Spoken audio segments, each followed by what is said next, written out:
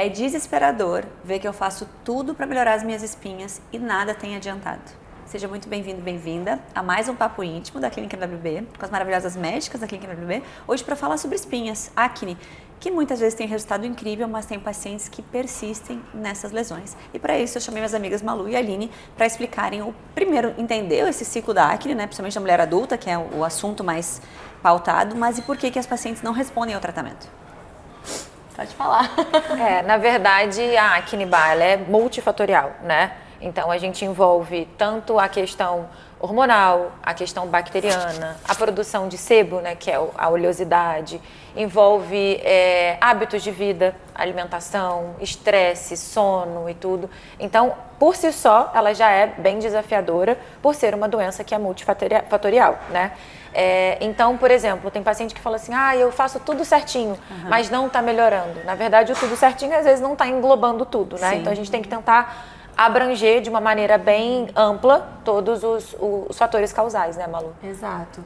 A gente sempre tenta entender, principalmente quando é uma mulher adulta, da acne da mulher adulta, o que está causando isso? Então, os hábitos são muito importantes. Se ela está tomando alguma medicação que pode estar causando isso, então, o uso de corticoide prévio, o uso de anticonvulsivante, o uso de alguma reposição hormonal com testosterona. Então, é muito importante a gente saber a causa, a base. E isso, na consulta, na anamnese, é importantíssimo.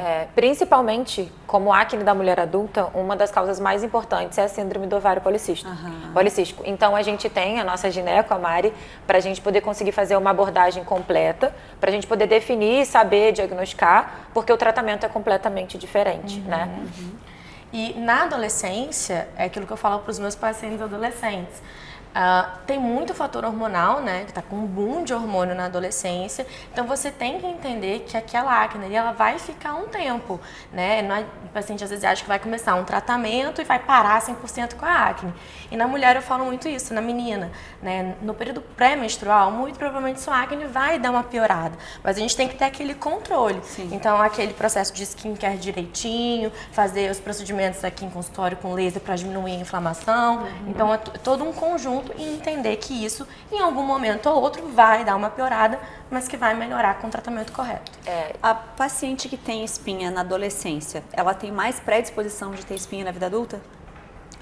Olha, isso não é muito comprovado, né? Na verdade, são coisas diferentes. Porque na adolescência a gente tem um boom de hormônio diferente do que tem na vida adulta, se for algo de ovário policístico, se for algo de reposição hormonal. Então, são momentos diferentes da vida.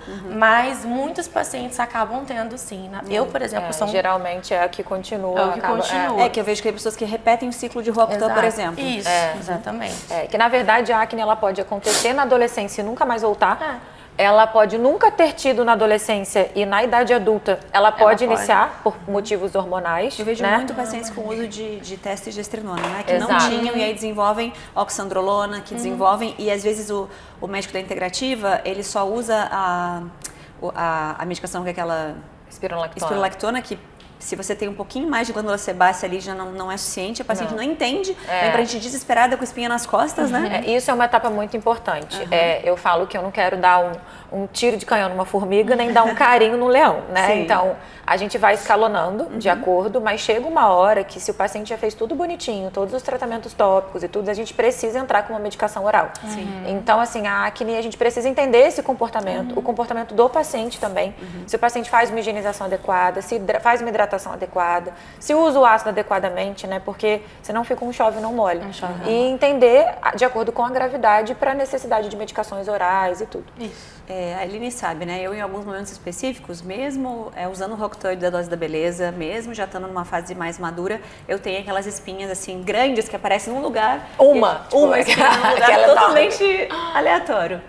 E é muito legal como a gente tem uma resposta rápida com as tecnologias aqui da IWB. Então, fale um pouquinho sobre essas tecnologias. O que a gente tem para aquela SOS de uma super espinha que apareceu? Sim, eu tenho pacientes, né, adolescentes, na verdade, que melhoraram muito.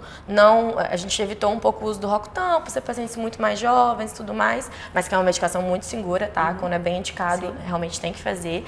E a gente conseguiu ter uma ótima resposta com medicações tópicas, né, o uso em casa, Orais também, sem ser o Roacutan, e o laser fotona. Maravilhoso. Maravilhoso. Eu sou apaixonada, né? É o que a gente tem o protocolo Deep Neutralizer e até o Fotona Acne Ativa, que pela resposta anti-inflamatória tão rápida, ele diminui a dor, assim, absurdamente. A dor, porque sente dói, mesmo. né, gente? Então é desconfortável. Exatamente. Então ele diminui a inflamação de uma maneira muito rápida e acaba diminuindo a dor, diminuindo toda a parte inflamatória e acelerando a recuperação e o tratamento. E é um laser muito... muito seguro, né?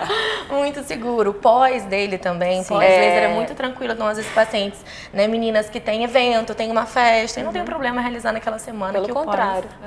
Eu, para terminar, eu queria entender aqueles pacientes, e eu vejo muito isso nos pacientes de sexo masculino, que tem glândulas sebáceas aumentadas em várias áreas, cabeça, às vezes tem até um pouco na axila e muita espinha. Esses pacientes também são considerados pacientes com espinha? É com acne ou é um outro tipo de doença? Na verdade, a gente tem o que a gente chama tem a tríade de oclusão folicular ou a tétrade, né? E aí esses pacientes eu sempre falo pra gente ficar em alerta, porque ele pode ter uma foliculite no cabelo, uma hidradenite na axila e na virilha, às vezes o cisto pilonidal, que é um cisto que tem nessa região aqui interglútea. Então eu sempre falo para esses pacientes associado a espinhas. Associado à acne, que geralmente é uma acne mais grave. Isso, nesses casos. Nódulos profundos, que é difícil, que tem que drenar. Exato. Então, mas é considerado acne também. Sim. É considerado acne também. Nesses casos, o Roacutan ele é muito bem indicado. Sim, maravilhoso. Perfeito. Legal. Eu amo conversar com elas, gente. A gente sempre troca muito, tem muita oportunidade de tratamento para vocês aqui na MBB. E a gente se encontra no próximo episódio. Não deixe de agendar sua consulta aqui com a gente.